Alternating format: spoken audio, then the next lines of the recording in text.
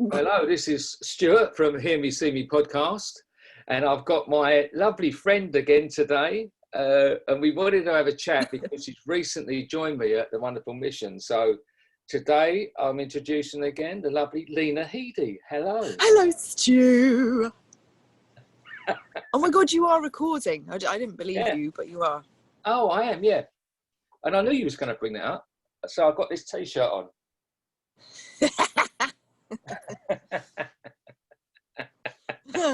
I mean, I did made special. it's necessary, I feel.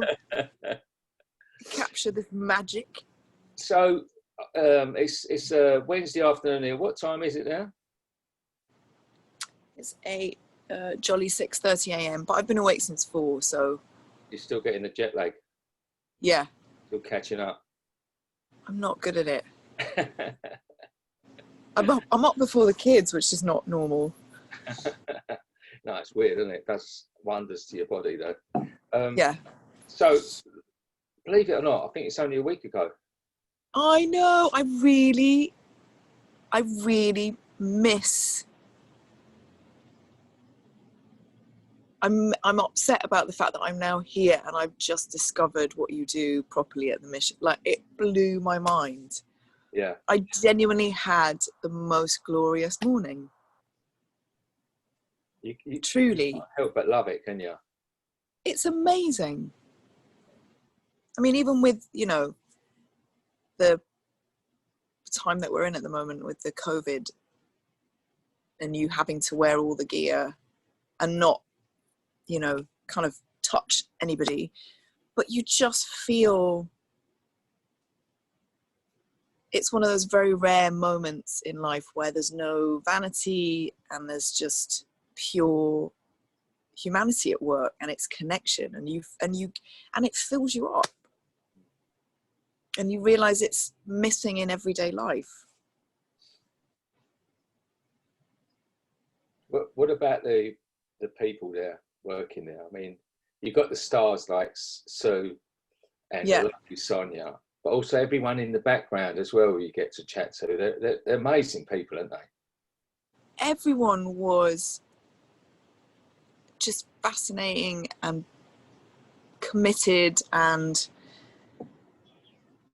just real people doing something that they love. Do you know what I mean? And just seeing the banter going on and people belonging to people. It just was a joy. Yeah. And I think I expected maybe to feel a bit more fear, and I didn't at all. I didn't.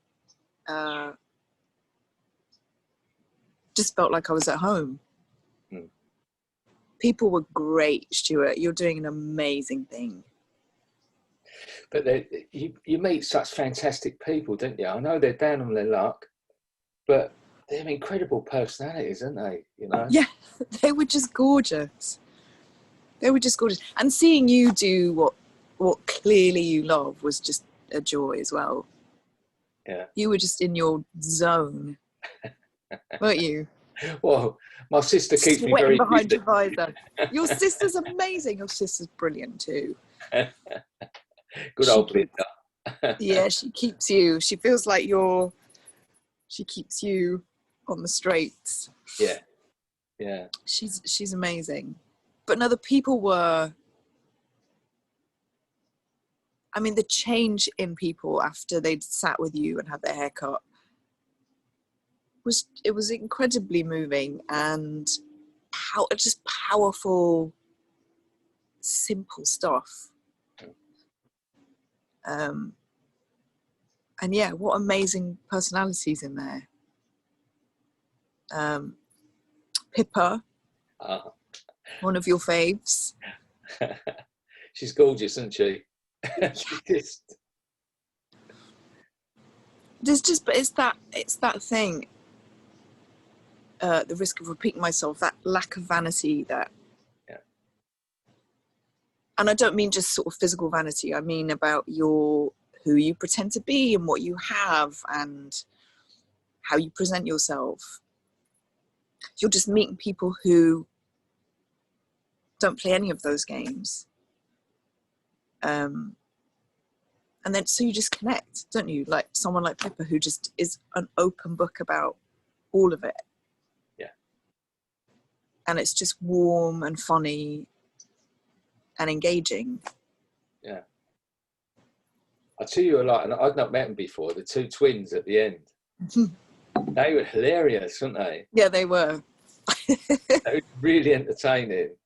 And it was like one really loved the camera and one didn't want to be photographed. And it was good that you had such different, but they were so entertaining, weren't they? Yeah, they were very fun. And the guy was, what was interesting to me as well was that most of the people that came in were just really happy to sort of be touched and have a haircut. And, you know, there was that guy, the Italian guy, Philip, who came in, and I gave him your comb, sorry. He just changed. You know, there was an immediate sort of, he just sat upright and he went for a shower and he just felt great. Yeah. You know, and he was quite shy in the beginning, I think. He was the most protective of himself that I met in there. But yeah, then those two twins came in, the remaining guys, and that guy was so specific about his haircut, wasn't he? It was just really funny to see. The other guy was like, yeah, whatever, I don't care. And the guy was like, no, listen, I have some instructions. That's a common thing that people go, they sort of imagine, they go, well, they should be grateful. And that's my pet hate, you know. Why the fuck should they be grateful, you know? That we try and make it as much as a customer experience as possible. Totally was. You know, and you're human beings and you're all entitled to your choices, you know, and but yeah, when it's like, no, why shouldn't they have what they want?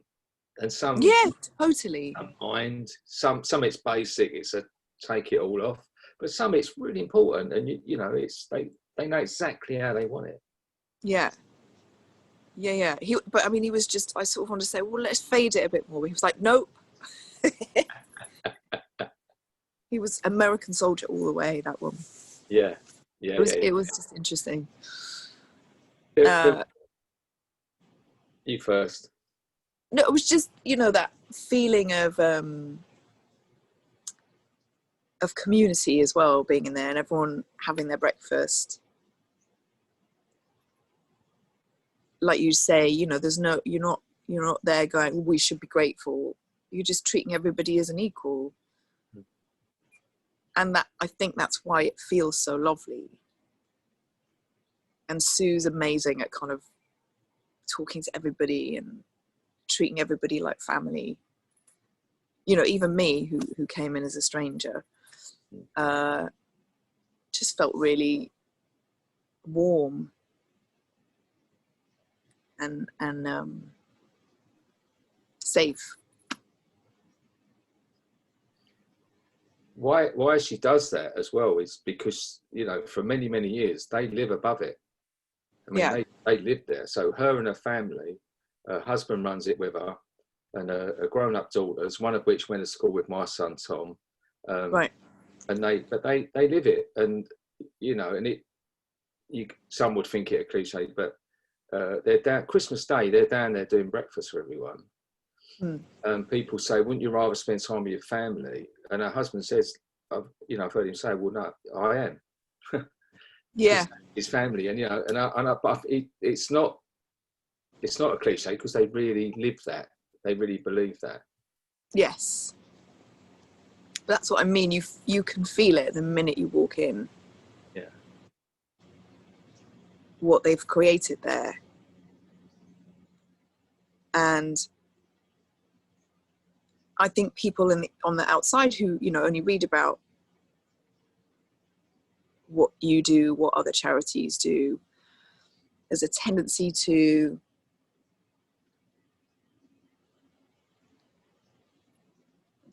I don't know. I mean, we've got that hierarchical thing in our society, you know what I mean, where people think they're better than, or because they were born there or born into that family, but we're all the same. And so walking in there where someone like Sue has dedicated everything to doing just that and making everybody feel that they matter and everyone deserves equal opportunity to be heard and seen. It really truly was such a joyous experience. And I'm bummed that I won't be able to get there every month, because I would 100% hands down be there. I can see why you smile so much. But I've often gone in very sad or self-obsessed, you know, with my own problems and things. Yeah. And I've never, ever come out without a smile. Yeah. I mean, that's the thing of doing something for someone, even if you're in a shitty place yourself, it shifts all of the stuff that you're going through, doesn't it? It suddenly just dissipates. And I think doing something like Haircuts for Homeless, you can't help but be present. So all of the shit just goes, doesn't it? It just disappears, and you're just standing there with someone you've never met before, having a conversation. And there's no monkey mind. Monkey mind, yeah.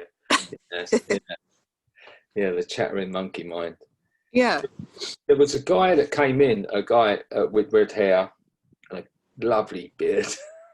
Yes. He was very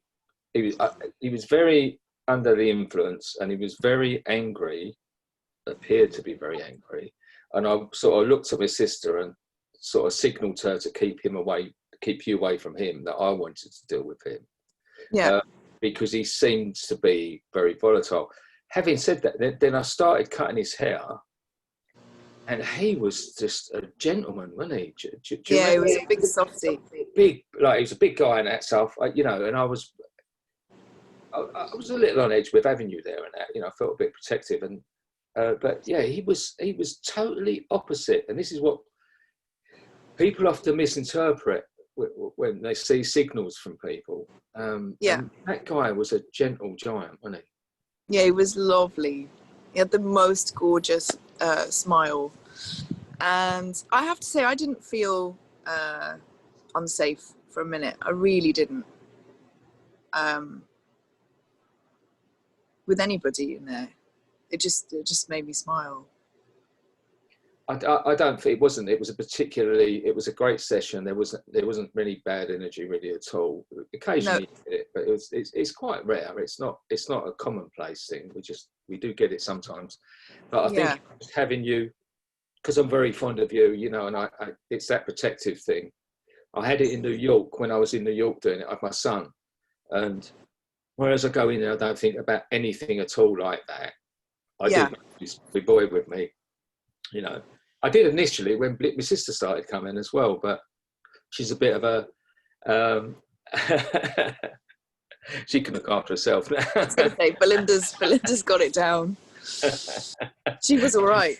She's armed with a temperature gun and her lips and a COVID form, and that's made it. Is it? You know, is it slower because of that?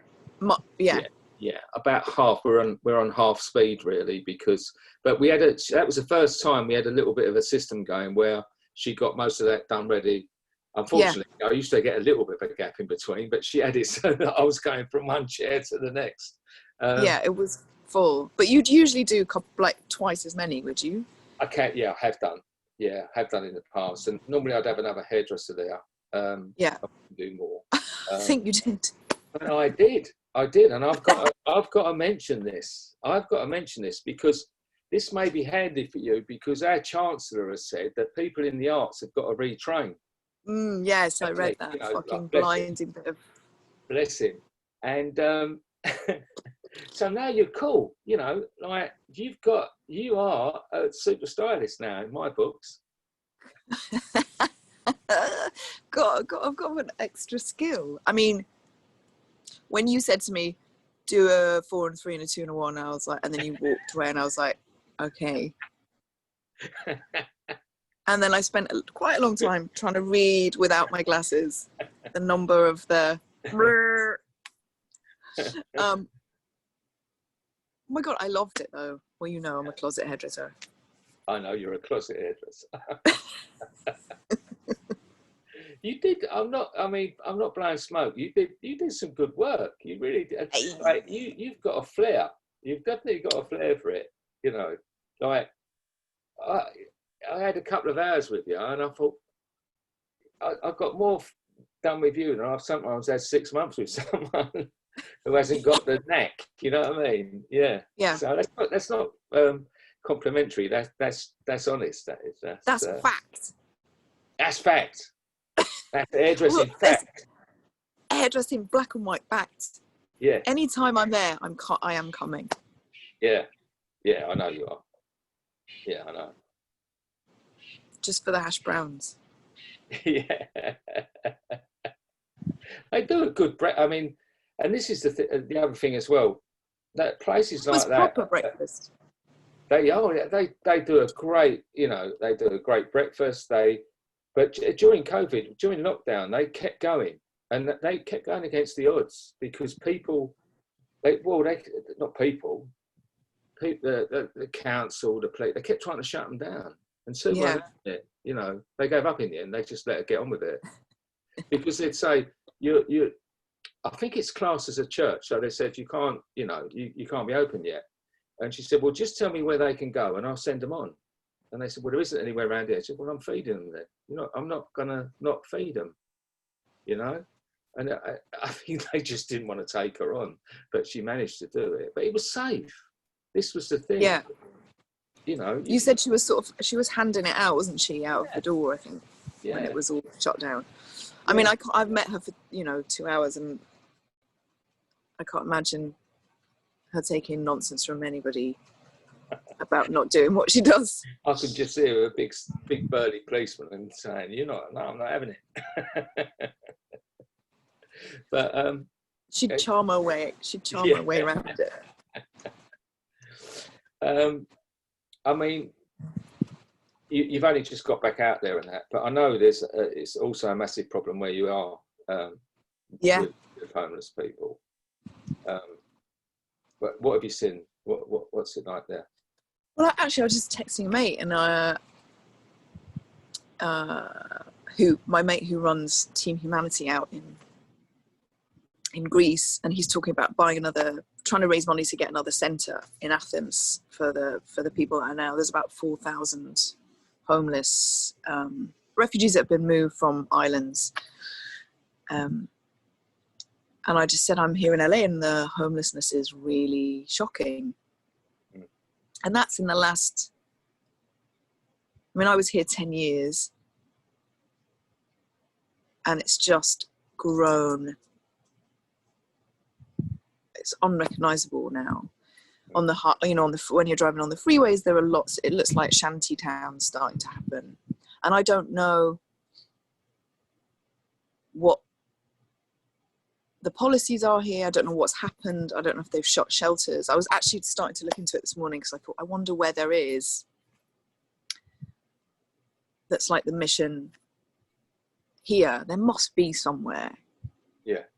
That looks after people. But yet it's really shocking. But I remember years ago in San Francisco when they shot lots of like respite care homes,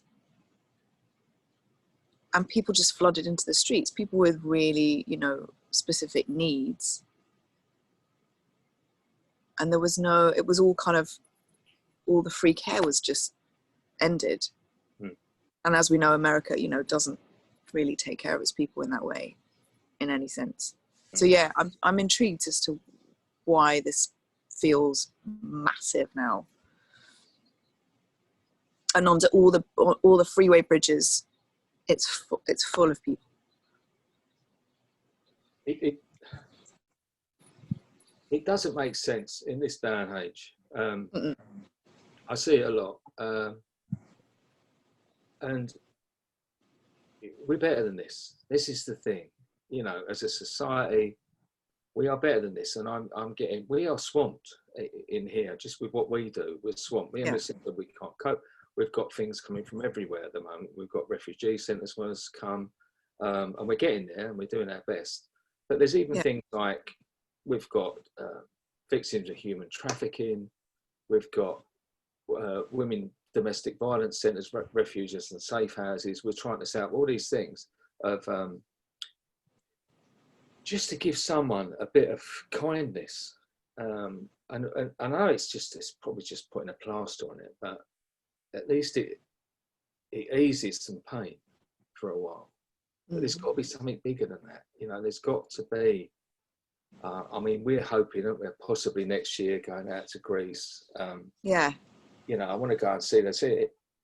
Because when they come out of that, they're then going to need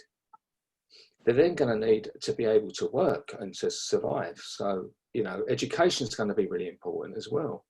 Yeah, but, I mean, we yeah, carry on. Sorry. No, we were talking about that the other day. Salam and I, you know, that's that thing of putting a plaster on something. And I think we have to stop thinking like that. I think we just hear too many people going, oh, you're just doing this. But like you say, how else do you pay it forward and keep some hope moving? And having seen in your work the difference treating somebody like a human being makes, and out in the camps full of people who are just fucking lost. When you're kind of raw and naked as a human being, the smallest act of kindness makes a difference, I think, and it can save somebody from making a bad choice for that day. But you're right, the bigger picture is, you know, long-term self-sufficiency and infrastructure and education for everybody that needs it, for everyone that's found themselves in a shitty place, in a hard time, or, you know, has run away from the daily threat of fucking brutal death. Like, why aren't we doing more to protect these people, the vulnerable people of the world? It's just so fucked. And we've got the resources. I don't buy all of that bollocks. So yeah, I mean, it's a bigger, longer conversation, isn't it? But things like haircuts, things that, you know, other brilliant, generous people are doing, make a fucking difference. They do. We need it. We just started a couple of weeks ago our first. Last year we managed to give a girl who was previous homeless, who had a background in hairdressing, we managed to get her a year's training. Right. And I trained her, and I had some great people helping me. Jet Training Academy gave us the full run of their academy. Yeah. Actually, Hodges came down and done a day with. So it's brilliant stuff. But I got disillusioned because I only managed to help one girl, and my plan was to do a lot more. And then I reflected on it and thought, but if everyone helps one person, that's where it ripples out. So we've gone back in again, and we've now got our next year girl, and we will eventually roll it out. So all of the academies around the UK can take one person. Now, if there's 5,000 academies, there's 5,000 people who can then get a skill and a trade. And that's the important thing. And but it's building, it's seeing someone's confidence grow as well. Yeah. But like you say, you know, you'll make it happen. Yeah. And I believe you will, 100%. And that's what it takes, is saying it and you know, making good on your word. And people fucking do. People like you do. People that should fucking don't. So we just keep doing it. We're just going to have to keep making them feel guilty enough to change. Because I don't think they can feel guilt. don't think they possess that human power, do they? Those fucking assholes. But as you said, it's there, isn't it? You know, like if they can bail banks out, they can bail communities out.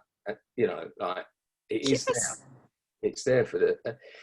It's a lot of it's so short-sighted because all the work I do also in recovery with people, you know, it costs a lot to have someone in addiction. You know, it costs so much to have them out on the street causing havoc, taking up hospital beds, keeping the police busy. You know, like I've done it. I know what a nuisance I could be. You know, like it's so much. And so to invest something in that, that's the thing, isn't it? Like you're gonna get you know, if you want to just see it as a pure investment, if you put some money into recovery and like, you know, making these changes, the long-term payoff will be there anyway. But that's the short-sightedness of all of it, isn't it? You know, like you're saying, you give people an opportunity. People want to contribute, and I hate this. Of course, there are some people that, you know, don't give a shit on both sides. But if you take the time to speak to people, like all of us, everyone wants to be a part of something. Everyone wants to contribute to something of, you know, importance. And not investing in that is so short-sighted. And just sort of keeping going, oh, that doesn't matter. You know, it's like, we'll pay a few countries off to hold some people. It's like, it's a fucking massive amount of people. And you're going to create another war. And it seems like nobody cares about that anywhere in the world at the moment. I don't understand what that is. I don't understand why hate and fear and greed are so intoxicating to some people.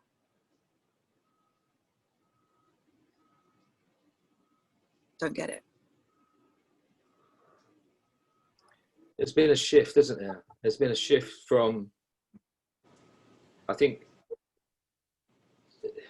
people being reasonable. What was that? I've got a visitor. Yeah, let me speak to Stu, obviously, because we're just recording it. I just frightened him with my cold hand. Wants to go on a hike. Cold hand. Did you see that? My freezing palm, I just put it and he went. Also, I knew he was going to ask me about Fortnite, and I was like, I can't have that conversation. The reality is a lie. We've just had my granddaughter outside with temper tantrums. She's like 2.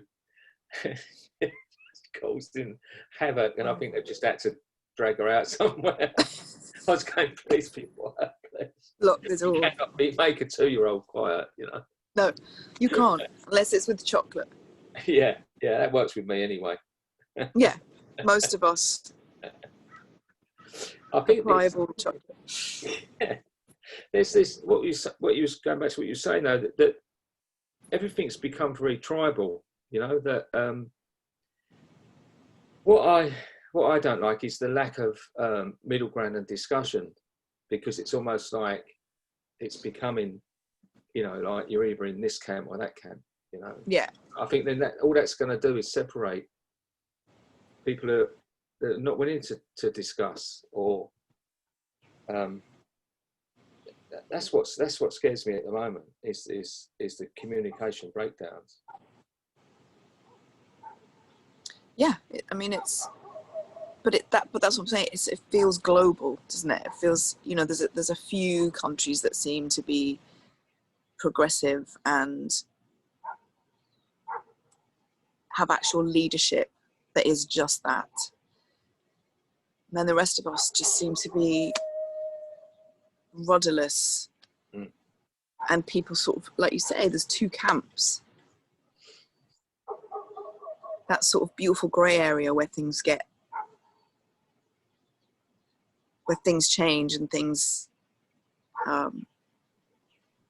things that matter get discussed is sort of, I don't know, it's disappeared. Mm. Like we're all just split. And we all think the others are lunatics. Eh? That's not healthy, is it? That's, you know. No. It's fucking weird. Right now is weird. Mm. All the way around. But it seems to be like some, as you said, that some people do get it right. Like some of the Scandinavian countries seem to really get it right. So yeah. if they can do it, why can't they roll it out? And New Zealand. Yeah, She's... seems great. I'm in love with her, Jacinta Ardern. She's fucking amazing. Yeah. She's like the coolest, realist, most normal woman who's just like, yeah, I'm going to run a fucking country, and brilliantly. Yeah. Yeah. Yeah, so it can be done. This is the thing. Once something's been done, it can be replicated. But Just need a woman's shoe. Yeah. Or, you know, it's people's egos, isn't it? That's the thing. Yeah. Their egos get in the way. You know, like. But listen, we don't want to give him airtime, but Trump coming out of hospital and saying, "Don't let COVID ruin your lives. It's fine." Well, not really. If you're at the end of it that we go to, you know, like if you haven't got that first class care and the facilities, you know, like it's preposterous, you know, like it's just fucking dangerous, isn't it? Yeah, yeah. Anyway, enough of that turd. Yeah, but this is why I try and focus, as we say, going back, you know, like I've got friends who are really, you know, they're down that rabbit hole and I think it actually debilitates to the point where they're so upset by it that they're not actually getting anything done, and they may be protesting.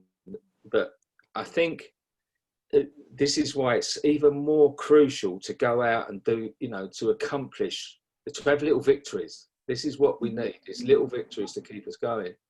Yeah. Because the big battles, like I can't even look at, you know, without I have to watch my own nut, you know, and too much time looking at that stuff, I just get so depressed and anxious about it all that you know. But okay, there's some stuff I can do something about, you know, and that's what we see. I mean, I spoke to earlier today. I spoke to a guy who runs the city church in Birmingham, and he's a fantastic fella, and he's been doing this for 25 years nearly, helping people off the streets, and they've now got this, and we go in and cut hair, and we went back for the first time after lockdown recently, and he said that one of the guys had their hair cut. 3 days later, he went for a job, and he got his job.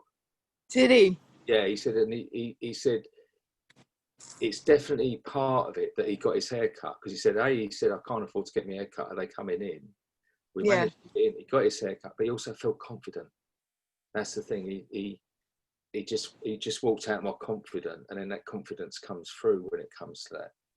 So they're the things we can do something about, you know. See, that's fucking wonderful.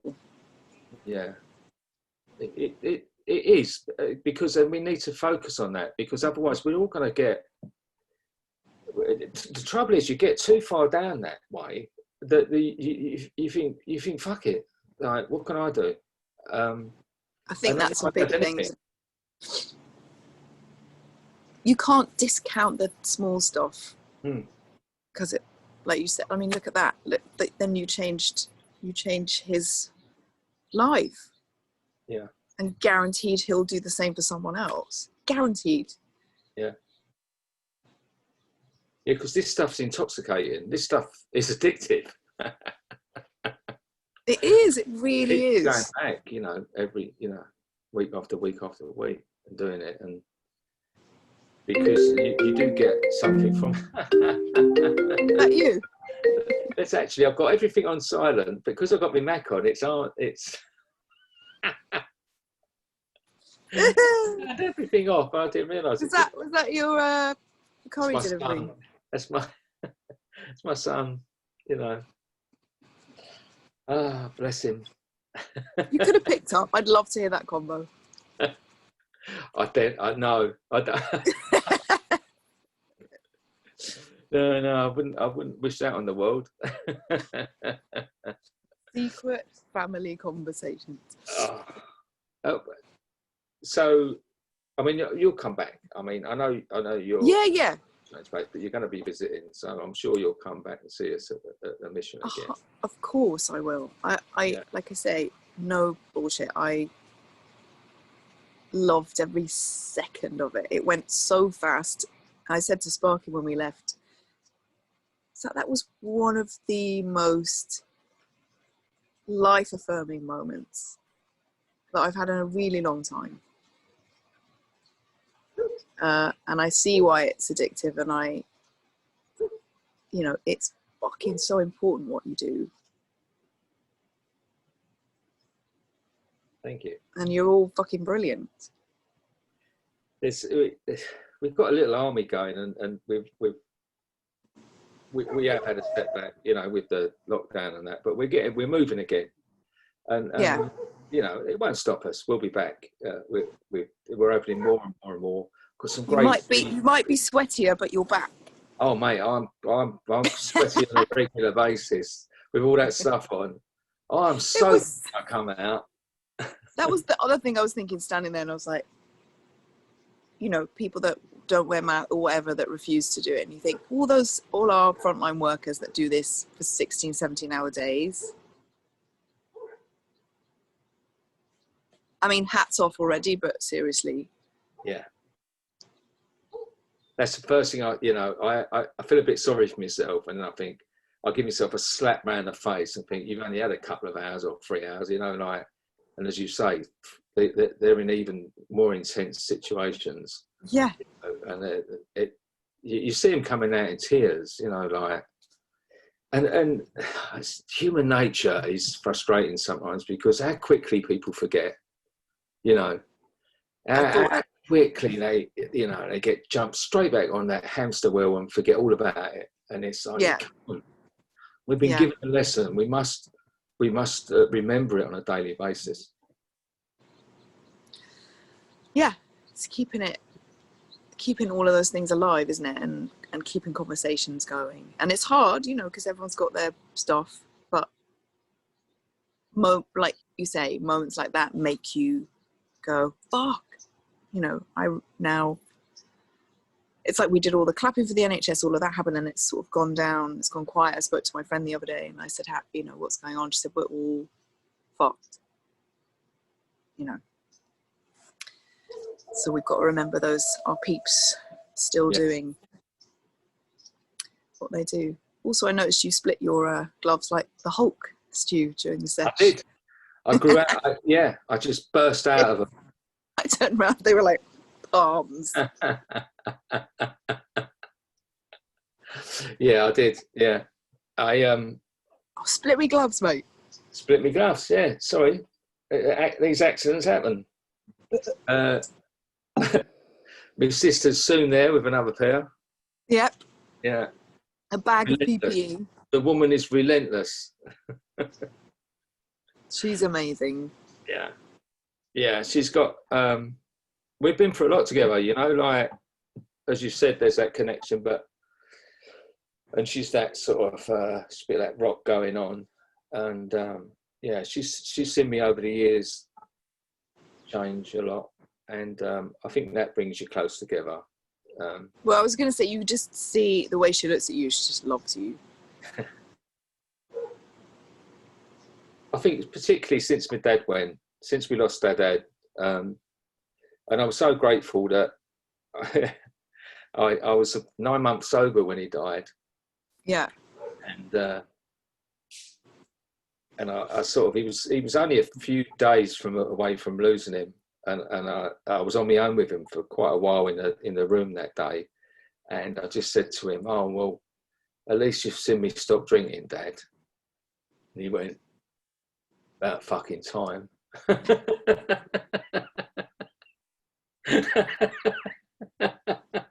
Good old dads. Like it is. Say it like it is.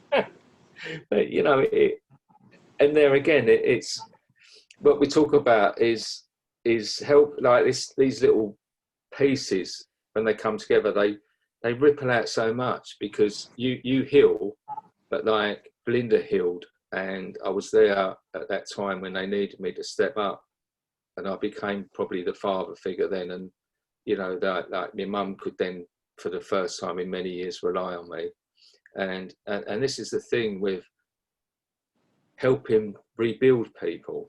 It doesn't just rebuild that person. That's why people got to think long term, because it ripples out that you've got children, you've got grandchildren, you've got, you know, so many people that are rebuilt when you are, you know. Yeah. It's so crucial to just help that one person. Yeah. This is why. It's powerful stuff. Hmm. Putting yourself out there. Makes all the difference. So I'm just listening to. They're so funny, aren't they? My daughter's like a 40-year-old. It feels like my parents sometimes. She's stunning. She's absolutely lovely. She's funny. I mean, she's funny. She's funny. She sang "Happy Birthday" to me the other day, and she said she managed to fit in to the melody of "Happy Birthday." Donald Trump's got the coronavirus. She's obsessed with it. It's so weird. Every day she said, "It's about time." I don't know what goes on in that 5-year-old head. No, it's not a 5-year-old head. That's been around before. Yeah. Yeah. So what are you going to be doing now?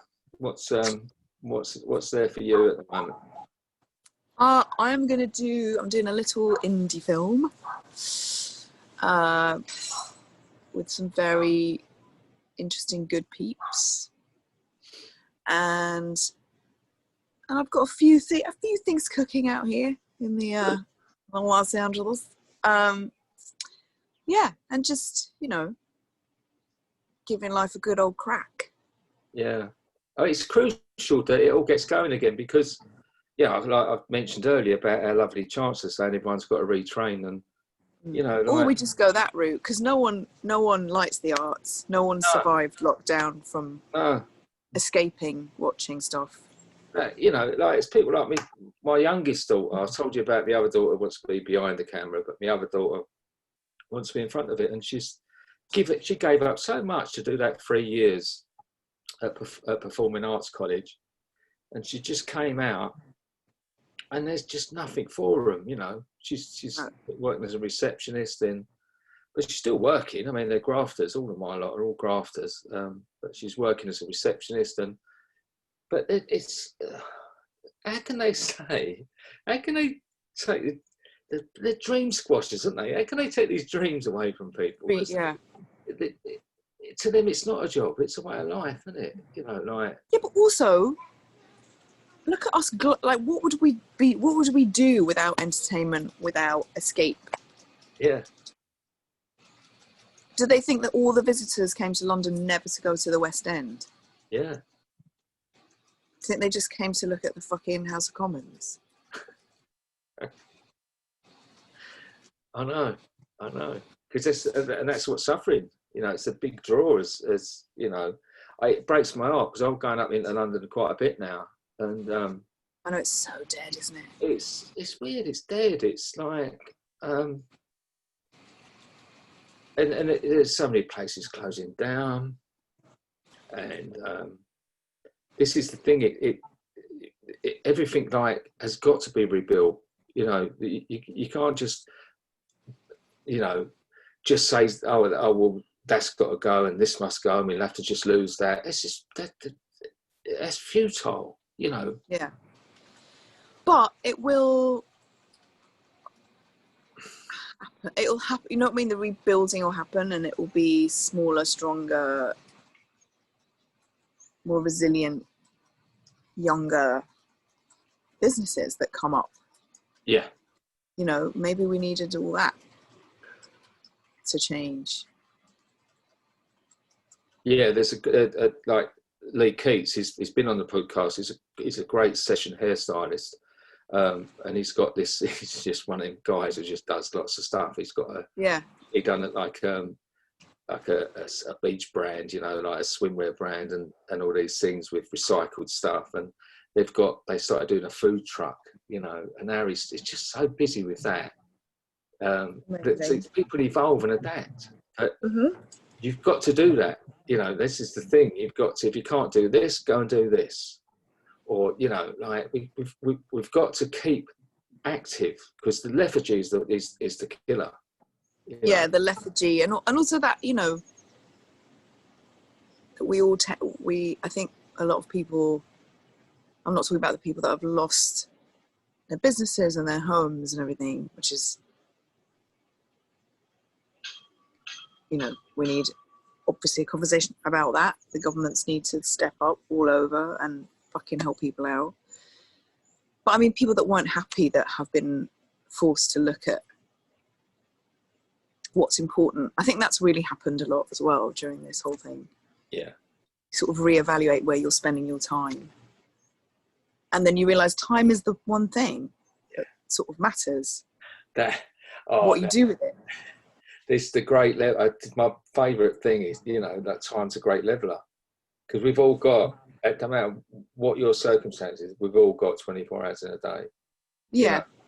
So it's so precious, and people fritter it, you know, and people are quick to steal it. You know, you get these people who steal your time, you know. Yes. I've done to you in many occasions. I'm not pressing the call button. But, you know, that's the thing. But it's, can you just do this? You just do this. No. And learning to say no is so crucial. I think to politely say no is the most freeing thing, because it avoids... It's funny, isn't it? It's like you're not allowed to. Yeah. I've got used to it in later life. I know it all comes late, doesn't it? You're something like, oh, no, I have 5 minutes. It's all right. Yeah. But then, you know, we don't get long, do we? You know, it goes by in a blink of an eye. And so even if it comes, doesn't matter how late it comes, there's always time to grow. And it's a daily thing. I mean, I'm not even scratching the surface of where I've got what I've got to do with myself, you know. Not like that. But you know, because I look back and it, you know, when I first stopped drinking and that, and 5 years in, I was like, oh God, what was I like 5 years ago? And then 10 years in, I think, my God, what was I like 5 years ago? You know. Yeah. You're never going to get there. It's a constant battle to keep moving forward, you know. But the crucial thing is that we do, and I'm so glad that you became our ambassador. You still haven't given me them Ferrero Rochers. I owe you them. Yeah. You found out I'm full of empty promises, you know. That. But I think we found out what an ambassador is, because you've been a great support, and but you've actually come and rolled your sleeves up and got in there with us. So I loved it. Now you are a fully fledged ambassador.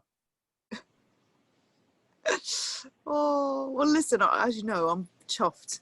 I'm chuffed that you asked me. I think it's incredible work, necessary, and beautiful. And when I'm there, I'm there. Yeah, for sure. I know. Well, I think the birds are singing, the dogs are barking. I think someone's going to need a breakfast soon. So I'll let you get on with your day. It looks like a beautiful day there. It's going to be a scorcher. Yes, lucky you. Dunno. Much love, Lena. I love you. And I shall see you very soon. All right, Gorge. Yeah. Bye. What happened?